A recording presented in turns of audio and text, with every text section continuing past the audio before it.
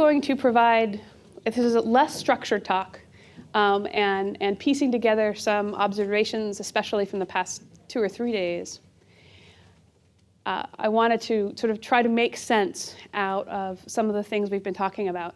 I don't address them all in slides necessarily, but I wanted to have this hour so that, if nothing else, we could talk about this issue, and you can talk about these in questions, because as I said, I don't have them all in slides. Bring them up and we can discuss the issue, that especially software engineering principles are sometimes really hard to apply in HPC.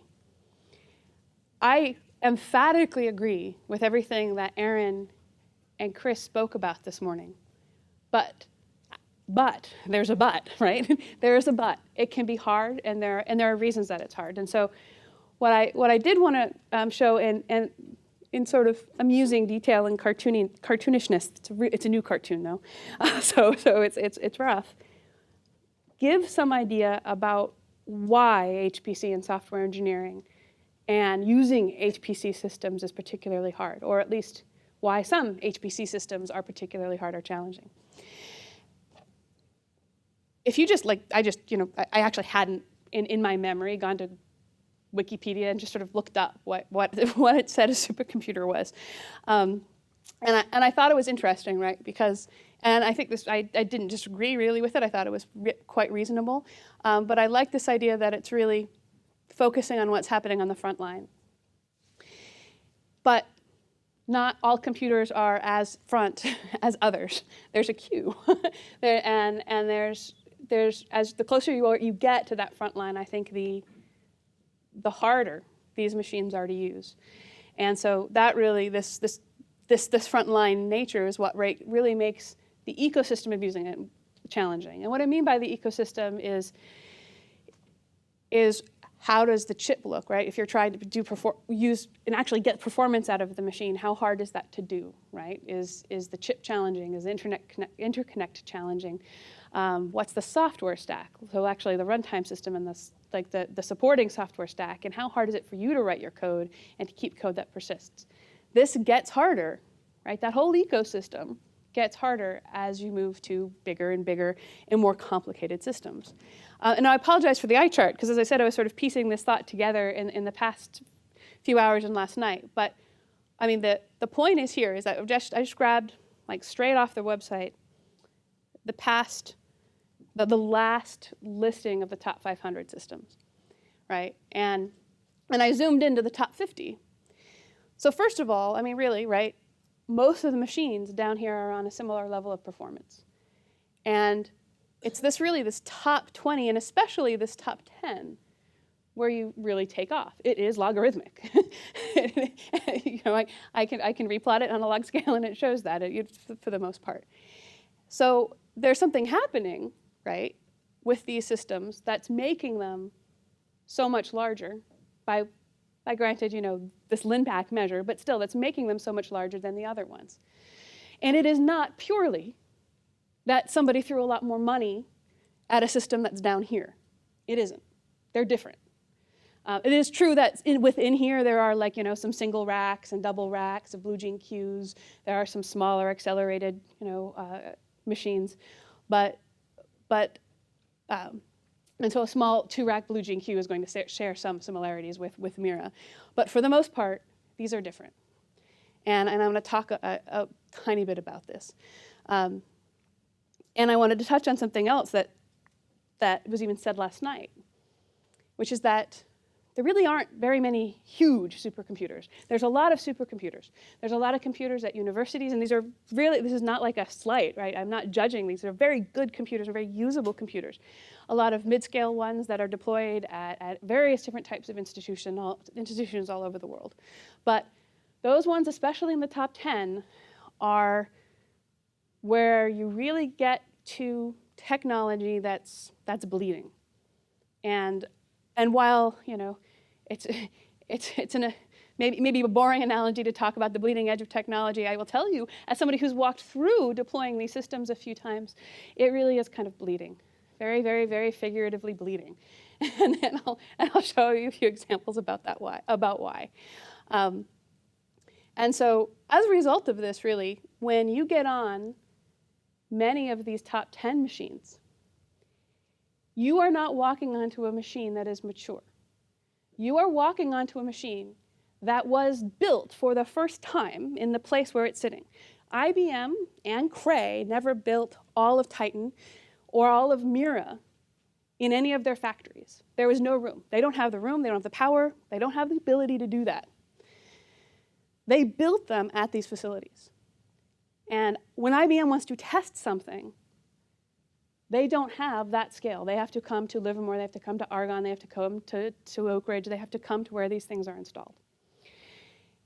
And I think that's a really important point to understand, because it is when the machine hits the floor at these facilities that we begin to understand what the real problems are now.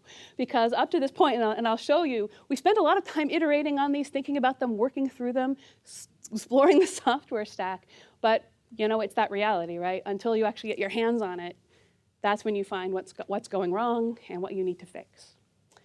And so even though we have mechanisms to help buffer people from this, when the first production users, the first Insight projects, which is the primary mechanism to get time on Mira and Titan, when those projects got on, for the first time, that machine had not been running for very long. It had been on the floor, completely built for less than a year, a lot less than a year. But the benefit is that people were able to get on, and were actually able to get a lot of things done. But they did it in what could be described as a pretty hostile environment. And I think, with Blue Gene, it is a particularly challenging one. But frankly, if you get on a Xeon Phi, it's also a pretty challenging chip to use, and a lot of the infrastructure built around that, even though it's x86. But x86 generically x86 clusters are still probably what I would say the most user-friendly systems to get on, because your software stack, whatever you do have on your laptop, will run probably on a cluster built out of an x86 chip. So as I said, we're almost at the state of being hostile, but that's exciting too, and I'll talk a little bit about that. So why are we building all of this? Because without a doubt, right, I have reputation first here, not because I think it is actually truly undeniably the most important thing, but I would bet if you ask somebody, well, why did you build a really hostile to use 10 petaflop computer? Many people's first response will be, well, right, reputation. You get to say you built this really, really, effective, well-balanced 10 petaflop machine. And without a doubt, it plays a role, and I don't want to pretend it doesn't. But frankly, we built this because there is science pushing these machines. There are people with science problems who are really ready to jump onto the next machine. And the sooner we get it to them, the sooner they can work on these problems and iterate and go forward. This has always been the case. We don't necessarily have a queue of the hundreds and thousands who are completely ready and get on. But there are these people who have got codes that they've been working on in a lot of detail, that are ready to scale, that are ready to go, even when we're plugging things in, let alone debugged the whole system. Yeah. You might be covering this, but I wonder if you could speak to the lifespan of the Yeah, comes next. Okay. Thank you. So this is one of my eye charts. So I will describe some things, and you can feel free to read it in detail. But I wanted to give you a sense of the complexity of the life cycle of any machine at certainly the leadership class facilities, and this is certainly very, very close, even if not exactly, what happens at the NNSA when they are deploying a machine. I know it is very close because we've jointly acquired several machines with Livermore, for example. Okay, so first, what the heck are you looking at? As I said, I built this short order. Eventually, this will be a more parsable chart. It starts here, and we sort of walk through this curve for the life cycle. And the very first thing, this step up here, is that we make a case for why we need another computer. The life cycle on these is about 5 years. So total from, it's a little bit less than 5 years, frankly, because when Mira was on the floor, a little bit before that, we had already started working on what will come next, the Coral RFP. And the total time frame from when we start that work to when the machine is on the floor is about 5 years, sometimes closer to 4. And the total life cycle from when we expect the machine to live, doing productive work, is about 5 years. So this case we have to make is primarily a science-based case. We write something, it's called the mission need document, that puts together science cases for what we'll need the scale of machine we are interested in. There's coupled into that absolutely like real operations requirements. In this case, operations sort of indicate sort of what the facility is capable of supporting or what it will be capable of supporting, like literally how much power do you have coming into the building? Do you have enough network connections? Do you have enough floor space? And can the machine actually sit on the floor tiles and not collapse them? These are very real. I mean, many of them are addressable and they sort of are updated from machine to machine. But through this in the operations, think this kind of combination of capability of the actual physical building to support it and the capability of the operations team, the system administrators, to administrate it. Because there are machines that you could design that would be almost impossible to reasonably system administrate or to manage with their queuing system that wouldn't take 10 years of development.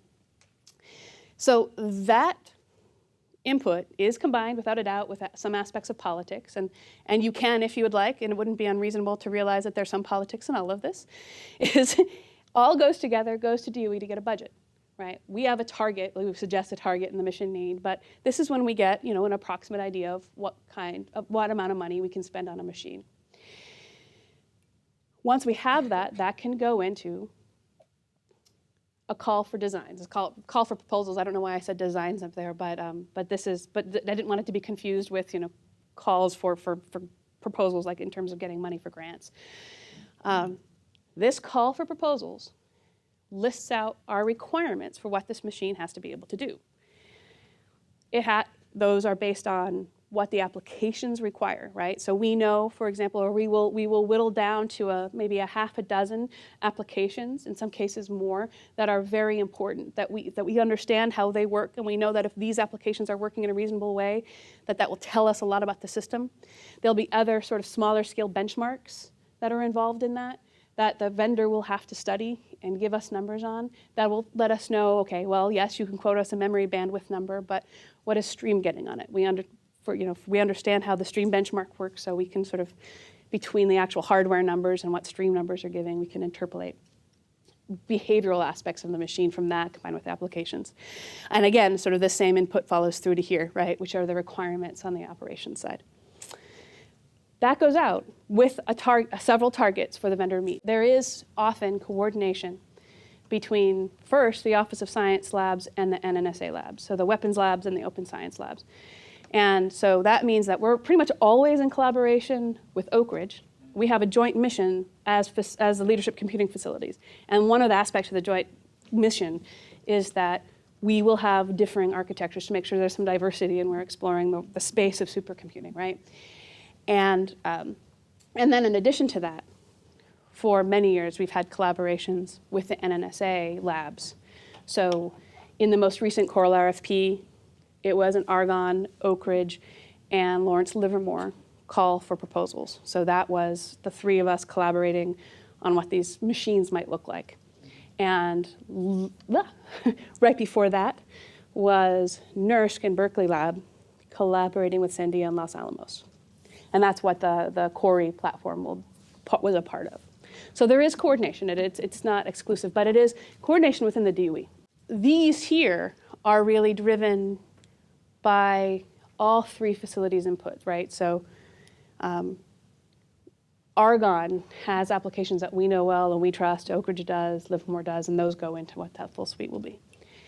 So the proposals go out, and then when they come in, they're evaluated, besides sort of like on the straight up thing, like can you actually deliver us a system in budget, right? But they're evaluated on how effective those systems are likely to be, primarily for science. There are litmus tests to make sure that they are administratable and installable by operations, and they certainly have preferences and strong feelings. But the way we make our case to DOE for what machine we want to buy is that we've chosen a machine that for scientists, with some variation, is usable, right? That people will be able to run their code on it, is balanced so that you can actually use it in a reasonable way, right? So you don't have this tiny, tiny, tiny little interconnect pipe out of your nodes, right? So that you can actually, the whole machine has a balance in its architecture. The capability, so literally, what scale it is, right? One of our requirements is how much will this speed up our science problems? And that does translate to flops or memory footprint most of the time. What kind of path the architecture they're responding is on, right? Is this a one-off architecture? Is this an end-of-life architecture? Is this in their path forward for the next 10, 15, 20 years for the vendor, right? And that's very valuable to know. And then finally, although there's sort of other things in here, is the vendor willing to collaborate with us? And the reason is what they propose here has, well, some relationship to what they deliver. There's a relationship, but it is not what they deliver. There's a lot of variation that happens. And that's because the whole rest of this process, which is basically this whole little like hodgepodge of color, right, is this long iterative process, and it is long, of collaborating with the vendor to improve almost exclusively on the design. But I'm going to jump forward. It's a complicated balance of, in this case here, applications means science. We're just so focused normally on what this suite of applications is doing and what we think scientists might be trying to do. We're looking at this complicated combination of what we want to do, what the hardware is capable of delivering, right? There's hardware constraints, and the budget. And tweaking all of these knobs to come out with this final little tiny thing in here, which is the machine that we actually want. And I'll say that the future path here doesn't play necessarily a huge role. So these aren't proportional circles, but it plays a role. If somebody came back to us and said, we have the absolutely perfect machine for you. It is, dead on, right? It will be the easiest, best machine to use. Every app will get, 90% of peak. It'll be wonderful. But we're never going to build one again, and but we'll help you port all your codes to it. That's not necessarily a win. It's not necessarily a win. There's this aspect of investing in technology, right? And you can see that with both Oak Ridge and Argonne, right? With both of those leadership computing facilities, there was an investment in partnership with Cray and an investment in a partnership with IBM. And that partnership is really valuable going forward. Besides just the fact that you can actually work with them to get as far as you can within constraints, the longer you are working with them, it's the human component to this. When you have people that you've known for 5 years at IBM and you're collaborating with them on a particular problem, you can make progress a lot faster than if you're completely learning a whole new group, right? So there's value there. I'm going to jump back now. So the other aspect about this whole thing, so this is like well before we have put any machine on the floor. This is before we've paid for it, because we don't pay for it till the actual machine comes and we sort of stamp that it does everything it says it could. But this is really this iterative process. In this process where we're taking codes and we're trying to understand how codes will behave, it might be by purely back of envelope or simulator experiments to sort of figure out how well will this work, what do we have to worry about, does this particular knob look right, will the memory bandwidth be okay in this space, and then there'll also be exchanges of, we're pretty far out, right? This is perhaps 5 years out from when they'll actually be building the machine, and so there's, on the vendor side, changes to what they can do. They discover something new, like every few months that they might be able to innovate. And so maybe we can get more memory for the same amount of money, or more memory in the same amount of space. That kind of thing. So this is going on before there's even the thought of hardware really on the floor. But at some point, we actually get real hardware, small-scale hardware, like the first fabs of the chip. And we start being able to do real tests of the codes on that hardware. And again, this is one of these situations. Simulators are one thing, but real, even beta hardware is another. And that triggers, again, this whole other set of iterations between figuring out what it looks like. Although at this point, we're not going to be changing the chip design, and the hardware gets a lot more fixed. And this really this is still pretty early in the process, right, where the hardware is finally completely fixed. Like they're going to make this chip, and they're going to put it together this way. This could be, if this is 5 years for the sort of the sanity, this could be 1 or 2 years into the process, and then it won't really change again. But now we have hardware, and what we can start doing here is studying, as the beta systems start going,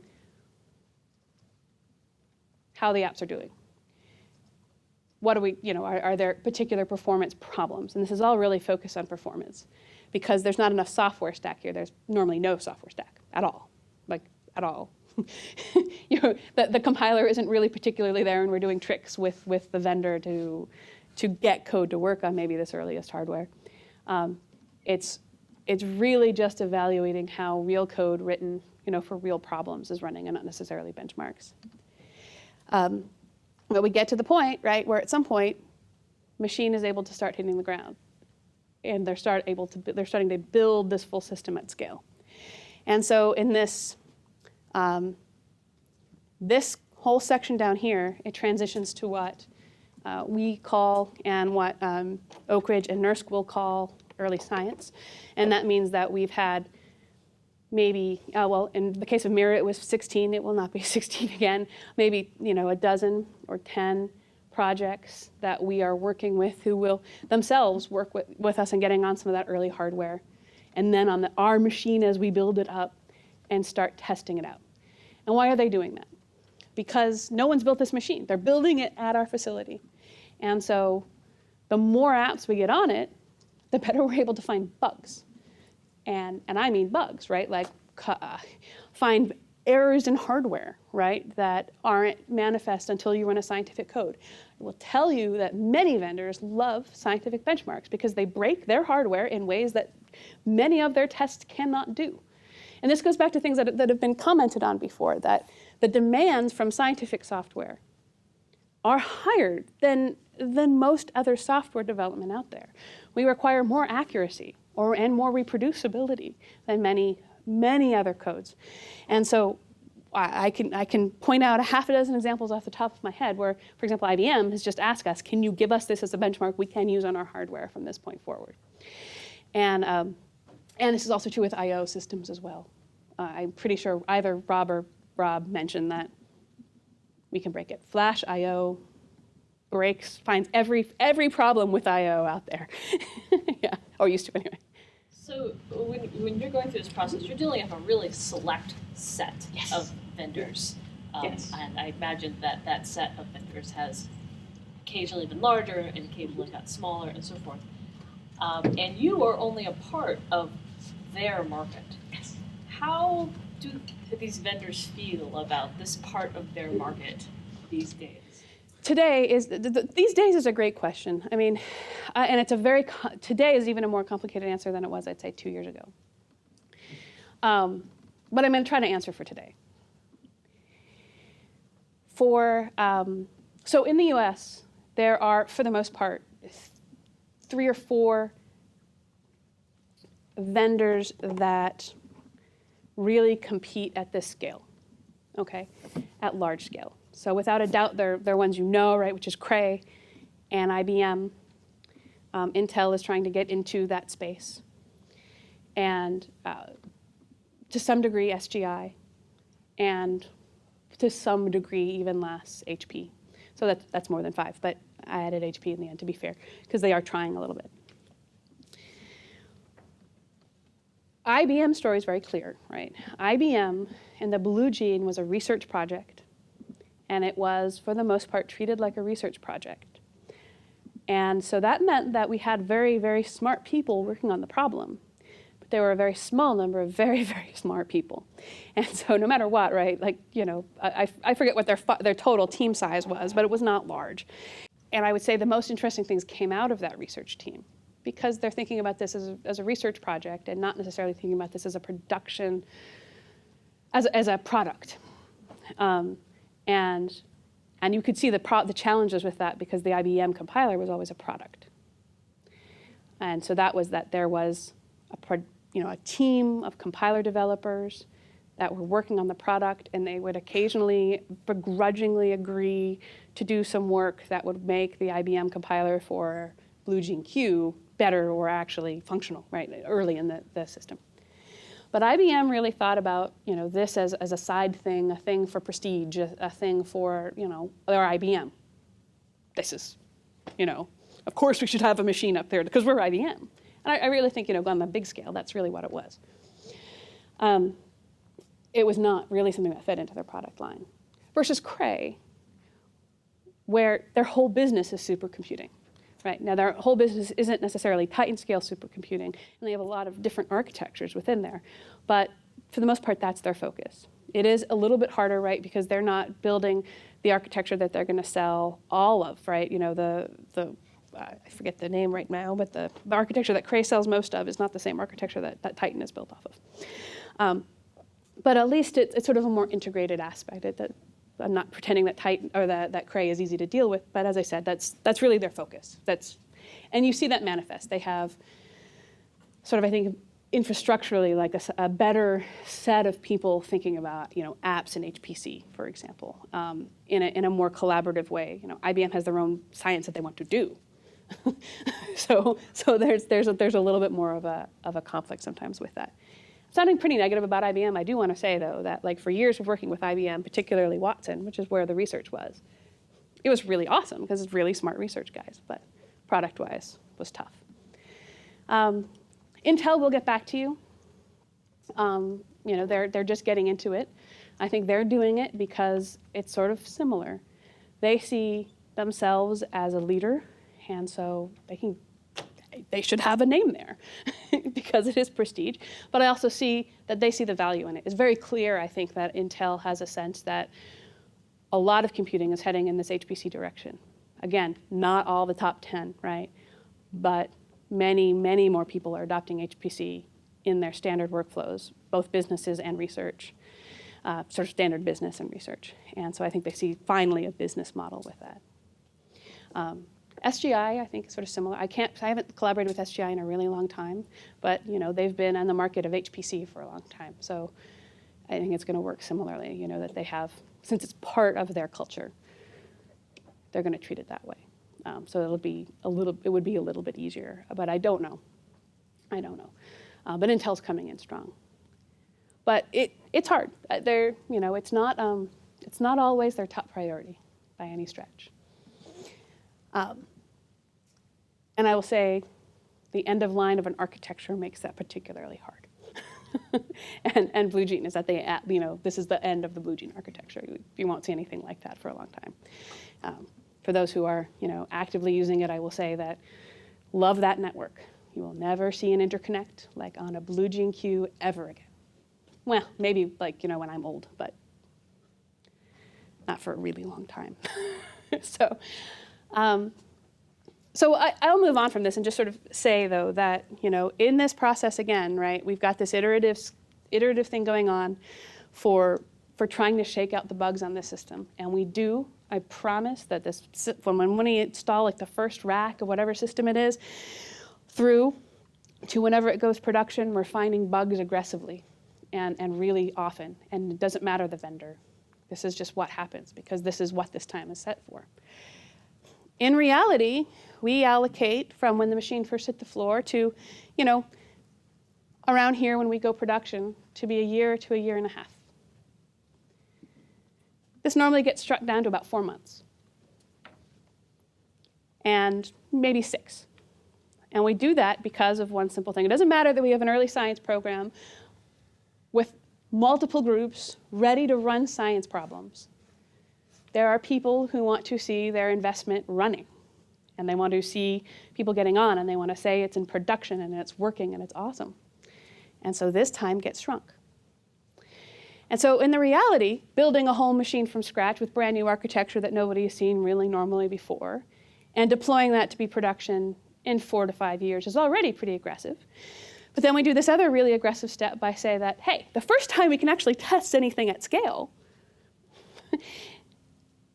right here, we're gonna deploy that as a production resource incredibly fast.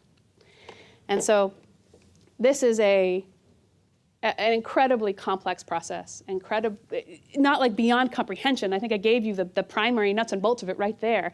But it is complex because we're trying to balance this machine that is unknown and brand new and bleeding, figuratively, and getting people on it to do production science.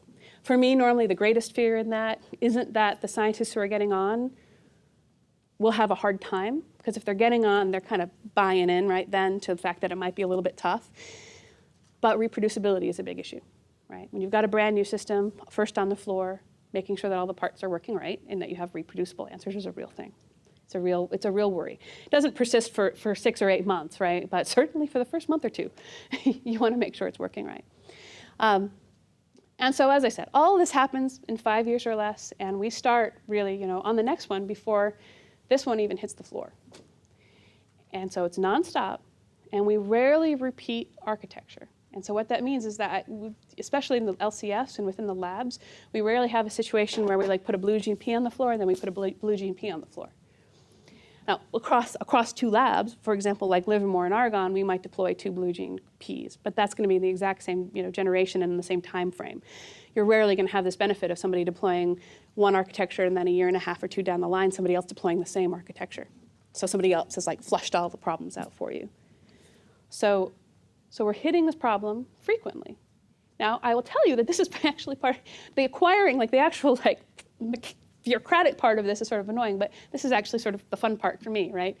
You get to see these new architectures, you get to mess around with them, you get to figure out how to make them better, and you get to make machines break. And I will tell you that it's, on a production side, we don't want to do that, but when it's your code and you're trying to figure out what's going on and you're trying to run a simulation, you're able to break a big machine. It's kind of fun. It's a little bit fun. All right, so I talked a little bit about this, and I talked to, yeah. I should know this, but so what's the remaining lifetime on the BGQ platforms? So there's multiple answers. So Mira is scheduled to officially be in production until 2017 or 2018. Livermore has normally a pretty similar time frame, but they don't necessarily just shut the machine off. They tend to, yeah, but they tend to go a little bit longer because they've got more requirements. So that's the time frame for where Mira would be retired. Okay, so I talked to this already, and I'm not going to really talk to it again. But just to say again, this is a tiny, tiny intersecting, place in here, and this is really the reason why we end up with sort of these architectures that are difficult and are different. And you might even pull this out and add a 5th circle to some degree, which is that they are aggressive. We sort of look for new architectures because one of the things we want to do is be able to push applications and push the community. And so to make sure that the community has a resource that they can come to, which is actually looking forward. So, all right. So I'm almost done with this, but I'll say that there's a reason I went down this path. One, I think it's valuable for people to understand how these machines are acquired. I realized in the past 2 or 3 meetings I've been to that, not here, is that many people don't understand that it's not just we get a budget and we go off and we go find a machine within that budget. It's very collaborative, whether you use the term co-design or not. Co-design is a buzzword that's been thrown around for a long time, but it is a collaborative process. It is a collaborative process, though, with realistic constraints, right? We can't create new physics. And science is very integral to that. Our entire case rests on proving that the science apps can run and that people will be able to do work, be able to accomplish interesting science on these resources. What I've not said is that people will be able to easily accomplish science on these resources. and really, because that's almost a directly opposite arrow from what we're trying to do, right? Which is build a machine which is relatively cutting edge architecture that's going to a scale we haven't seen before. Because at that point, once you include those 2 things, most everything breaks from a vendor, right? You don't have software infrastructure to make sure that works. There's no theoretical limit, for example, to the scalability of MPI, but the implementations have limits, right? You need the right algorithms behind your implementation of MPI to make sure that those things scale, as an example. So, as I said, I sort of view this as the fun part. Coming from once developing scientific applications and sort of moving more into applied math and then moving really just into sort of what I would say generically scientific computing and worrying about applications at large scale. It's the fun part, right? Because you get to get on these systems before anybody does and figure out what works and what doesn't work and figure out the cool surprises. but it is sort of hostile. And we do everything we can as a facility to try to buffer this, but it doesn't matter. You're getting on. People got on Mira, not early science people, but production users, within 6 months of that thing really being built. And even with an architecture family as mature as Blue Gene, there were many things that still had to be worked out with that being deployed, let alone if you go to something completely new, right? So that's one of the reasons when you get on Mira, especially in the first year and a half, you don't see a family of tons of libraries and tools built. We make a concerted effort to, very early on, sort of in the same way that we're getting on hardware early with the vendor, to start making sure that we've got at least the key fundamental tools developers and library developers collaborating with us so they can get those things working, but that's still going to be a small number. It's just the reality of managing it and managing NDAs. And on top of that, it means that a lot of these libraries that people develop that are incredibly valuable and that will aggressively speed up your productivity on 98% of the top 500 list. You won't see those on the leadership class facilities often. You won't see all of them because they're not written for it, right? They are written with different assumptions of scale. And we are normally putting a new machine on the floor and a big enough difference in scale that many of the software developers are not funded fast enough to keep up with that. Even people that we are tightly collaborating with as a facility are sometimes struggling to keep up with the tools, to keep the tools up to date, right, in terms of scalability. And so even if you have really, really a well-architected tool, I promise you that it will still take porting effort and time. All right. And this gets to some of these issues that we really were talking about in terms of designing code and why, in many respects, these bleeding edge machines can be in conflict with really good software engineering practices. It is a larger talk that in the end I actually want to put together, and I don't have it, I think other people do, about really when you're working on these top, say, 10 machines, how do you design code? What are some good best practices for those and still maintaining functionality or at least reasonable productivity maybe on the rest of the 98%? But it also is why, if you've got a huge requirement set of libraries, especially the first year or two of a leadership class machine, you're going to be slowed down. Because we're finite, like our people. and so it's only so fast that we can really build that software environment for people. And since we retire these machines in 5 years, there really is a finite list of what we can actually deploy. And this does tend to be a function of sort of who's on the machine and what they're requiring. We don't tend to just build something because, right? But it can take time. And so, sort of in direct opposite, though, this is actually one of the other reasons why software engineering practices are so important, right? So I was mentioning that before we open this for production, right? That first month or two when the machine first hits the floor and an IBM says, hey, look, I think we've got everything plugged in correctly. Go, see what you can do. This is where correctness testing is so important, right? You want to be able to quickly test application codes. And when you get on even the machine, once it's been blessed, you want to be able to verify that you're getting the right answer. And so having a good framework for testing correctness, and whether that's unit test, it should really be both unit testing and global testing, like sort of problem scale testing, integrated testing, will save you a lot of time. I will also say that working with any facility, right, like any installation of a supercomputer, having these things of unit testing and abstracted functionality will also help you figure out bugs. I promise you in your career you will probably break machines on some scale and you will find bugs, right? And we've already talked about some of these things. Well, if you can say with 3 hours of your effort instead of 3 days that, my code is right, there's something going on your software stack, that's worth a lot, right? And you will probably, unless you go into a different field, you're going to end up doing that eventually, right? And so the better your code is set up to help help you down that path, the more time you will save. And the better any of the installations will be able to help you fix the problem. And it's a really real world practice that I can tell you pays off on every platform anywhere. and it really helps. And in addition to that, sort of this idea of abstracted functionality, which sort of crosses a lot of the software engineering principles, but is incredibly useful to help address the speed of change of these machines. 5 years is really short. I mean, it really is. We sort of figure out the machine, and then we retire it. That's how we feel, and we've been doing this for a long time, and we're really good at it.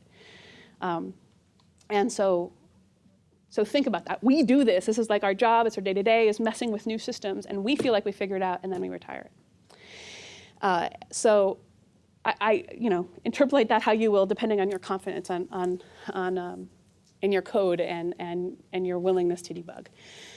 So anyway, abstracting this functionality will help with debugging, with addressing speed of change and the change of architectures, and which, as I said, will be happening a lot, and there'll always be sort of a diverse set around. Yeah? What happens to Mira when you retire? Well, Mira, I can't answer immediately, right, because it'll sort of vary. But Intrepid's kind of a fun story. So Intrepid was the Blue Jay P that came before Mira. We shut it off on January 1st, well, December 31st, like at midnight. And some of it is being recycled, but various other parts of it are actually being donated. So there's a living computing museum, and I forget where it is. Somewhere east. I know it's going east. But they literally maintain a suite of old machines. They keep them up, they keep them running. And so one of them is going there. We're donating a couple to other research institutions. But for the most part, there's a lot of scrap heaping going on. I'll comment that other lab, like the national, the NNSA labs have much stricter requirements. By law, they're required to basically shred it, literally shred it. How does the number that machine will have 5 years of life decided? It was a number decided several years ago. Again, this is one of these issues of of conflicting priorities. Okay. By the end of 5 years, especially the people who are on the machine early, who are sort of already thinking about running, say, at 10 or 30 petaflop scale, are itching to move on often, right? They have new problems that they want to do, and cases are strongly made that really to be competitive at internationally, that they will need a new resource to build up. That is one way. It is not a hard, there's not an equation that says this is how it came up. But that's one of it. Sort of keeps it is a slightly more than minimum rate for refresh that keeps the facilities internationally competitive. And so, as I said, this goes back to the politics thing. It is, without a doubt, partly driven by that. That means you also adapt based on how the hardware is advancing, or how fast the hardware is advancing, right? Yes, although I think from the other one that, and this sort of brought it to my mind, I hadn't thought about it immediately, is that there's some sociological aspect and probably psychological, for as far as I can tell, about convincing funding agencies to drop that amount of money more frequently. On a 5-year scale, support it, from, this is my read, my opinion completely. Looking at the Office of Science and the resources and the facilities that they have to support, they can focusing on sort of one type of facility a year at that point, and then have sort of some buffer space in a 5-year refresh plan. Another aspect, I'm sure you guys have thought about it, is as the machine matures, the productivity increases for the people who are using it. Yes. And if you are refreshing it frequently, you talked about it. So how does that fit into the equation and, Money. It fits into the equation of money. So if we had more money, and that would be money for both the facility and people, I believe we would have kept Intrepid running for longer than we did. But the power budgets, even on a really power-efficient architecture, are really large. And the people time is really substantial, right? It takes, Mira is a crazy, crazy stable machine, but it takes a lot of people, it takes the operations team work incredibly hard to keep it up. So, right, we basically need to duplicate our operations team, minus a little bit. So, I mean, to save money, we are throwing out an existing machine that actually worked. Mm. But remember that it's also balanced. We could pay IBM to keep fabricating Blue Gene P chips, or we could have paid them. Maybe. They might have taken money for that, but it would have had to have been a lot of money. I thank you really for bringing that up, because I mean that is a huge driver. And the component failure is also, I mean, a fantastic example. And I actually think, as whenever you say that, I'm remembering the conversations from years when we were sort of walking through this. I mean, if you look at the component rate failure for Intrepid, again, an incredibly stable architecture, incredibly stable. In the past year, the component failure rate, it's climbing. And the spare parts pool for that would have been really substantial. And as a result, actually, in the design of the resources that we have, we plan around that, right? We built basically smaller scale Intrepid resources, Blue Gene P resources that we could literally just scavenge from. We're doing the same thing for Mira, right? So that the end of its life, when the parts are no longer fabbed, we're no longer paying for support, basically is what that will mean, that we can, slowly eat Vesta. Basically is what will happen. Or Cetus, so it depends on the scheme at that point. But I'll say that this is one of the reasons why I don't describe the LCF resources or anything in that top 10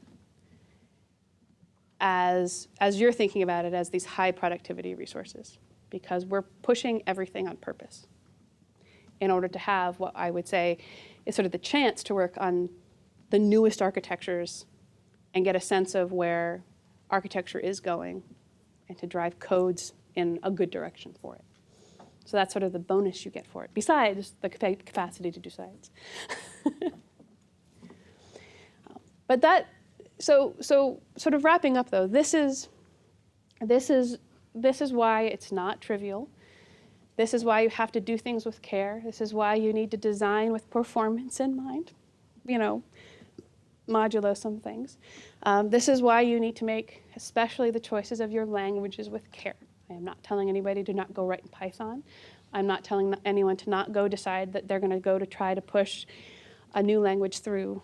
But it does mean if you try to do that, your productivity, your speed of getting to science, right, on these resources might be slowed down substantially. We have a basic tool set because that's the first target, right? Well, you can't do anything without a C, C++, and Fortran compiler. So we have to have those, and those will be there, right? But then after that, I'm sort of joking a little bit when I say everything else is gravy after that, but those are the basic things, right? That's the basic thing from a programming model perspective, from a language perspective. And then we go, and we build up. And so that's the bulk of what I wanted to address. I wanted to open this globally up to questions about, and I mean, as we've already been talking about some, if people have questions about the more realistic balance between these principles that we've been talking about today and using these resources. I can expound a little bit more about the productivity thing if people are interested. But I will say that if you look at many of the codes running on Mira and running on Titan, many of them are actually well engineered, and they're well cared for, and they're well validated, but they might not look like the kind of codes we're talking about here. And we are working hard, this is my joke earlier, we're working hard to improve that environment, but we might not see a high-level language on one of these systems for a very long time. It's always performance. It's always performance, and I know very few people who are willing to sacrifice 60%, 100% overhead on these systems in order to use a language like that. We almost never hear that. But I don't mean this to be like kind of negative. We're trying to change it. I think people pushing for it and collaborating with it and driving it and providing use cases is the way these things change, which goes back to yesterday's conversation that the more money the tool developers have, the better chance they have of really being ready at scale for you to use. And so the more that they know you're using them, the better. So in which part of the whole picture you see most of the money invested? Oh, all them. It's the after delivery. That's basically when we pay for the system. I mean, we pay for the system in phases, but for the most part, that's where all the money goes. I mean, that's in the terms of the cost of the project, it's the machine cost. The machine. Yeah. Over the course of the life of the facility, the people cost is very significant. But You factoring the code and well, it's hard for me to account, and I haven't done it. It's an exercise I could possibly do, in terms of counting for the people time who are users of the facility. But I can sort of, off the top of my head, give a sense that, let me think.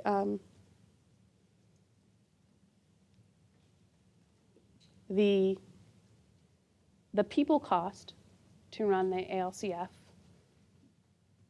don't quote me on this, is over 5 years the life of the machine, is probably not more than twice the cost of the machine, maybe less. So I'm making a rough estimate of taking off some overhead from our annual budget and thinking about the cost of what these machines are. And not really thinking about the cost of all the I/O systems and upgrades we do. But it's a wild approximation. But the cost of the machine is really substantial. These machines run about 200 million, a little bit less. So that's public record. So just in terms of, if anybody's wondering, that's like you can go and look and actually in our RFP, and everything about this. We have our budget targets there, push them there. Yeah, Hal. I mean, sort of on a different topic, but I wanted to reiterate something about software availability and timelines on these machines, because it becomes a very important issue for people who are developing for these kinds of systems. So normally when you have a system like this, the codes that get up and running first are the codes that have minimal external dependencies. And I think it's really important to think about how you can appropriately use external dependencies when you are targeting large systems. So I have a lot of conversations with people who tell me things like, well, I have this large-scale code, and I want to run it on a new supercomputer, and it uses PETSI, or it uses Trilinos, or it uses one of these large solver packages. And I say, that's great. When do you want to start running? And they say, well, right away. And I say, that's not going to happen. And some of them look at me strangely. I said, for one thing, it probably won't even build when you start trying to build it, because all these things have custom build systems. On the Blue Gene P, autoconf never worked correctly over the lifetime of the machine. Yep. I mean, anytime you built HDF5, you had to go and stop the process in the middle and correct something because autoconf got it wrong. It took us about 1.5 years to get CMake working properly on the Blue Gene Q. So it's even like basic things are problematic. But on the other hand, these external dependencies are really, really valuable for development. Right? So if you are developing a new project and you don't know exactly what solver algorithm you want to use, or you don't know exactly how you're going to set up your problem, then a lot of these external packages are really valuable. And when you're developing at medium scale, when you're running at medium scale, and when you're developing for large scale, you should absolutely use them, because you need that kind of short turnaround time. But you should absolutely expect that if you want to have a code and you are going to run it at the largest scale right when the machine shows up, that solver, you may have to write that yourself, because that solver from PETSI that you used at medium scale and in your development may actually only scale to 1/4 of the machine when it shows up.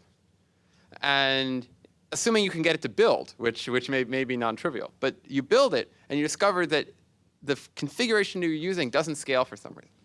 Of course, the PETSI developers, the Trilinos developers, and everyone else are going to be really interested in fixing that problem. But they're also interested in fixing lots of other problems. And by the time they actually get around to fixing that problem, maybe 6 months later. So you have to understand that when you bring in an external dependency, if you want to run at the largest scale, you own that dependency in some real sense. And if you're not prepared to own that dependency, then you need to develop something you are prepared to own. Or you have to be very realistic about when you're going to be running on the machine. You have to be realistic about saying, I'm not going to be able to run for a year because it's going to take a year or so for all these external packages to get brought up to speed.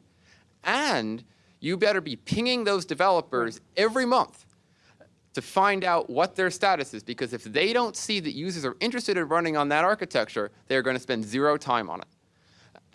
And so they need to see that there's interest, and that's the user's responsibility, is to provide that evidence of interest, because otherwise nothing happens. This machine only has a lifetime of 5 years. So if you're a developer of some package, are you going to spend time on an architecture that's only be around for 5 years if no one's asking for it? No. So, it's not the, if you build it, they will come, because maybe they will come, but, 4 years into a 5-year architecture is not very interesting. So you have to be really realistic about what you do. And as a practical matter, a lot of times, because the lifetime of these things is so short, there's a real competitive advantage in the scientific sense to running early. And that's something that you want to factor into your mental calculation in terms of what you're doing. The groups that get to publish the really nice results on the new machine, well, that meant that they could run on the new machine when it showed up, not 2 years later. So when you're thinking about the cost of doing development, you may want to think about, well, what kind of competitive advantage will it give me if I can run right away? And then what are the costs of developing a code that I'm likely to be able to run right away? And all of that is things that you really want to factor in to your thought process and your planning when you're thinking about these kinds of systems and your problem.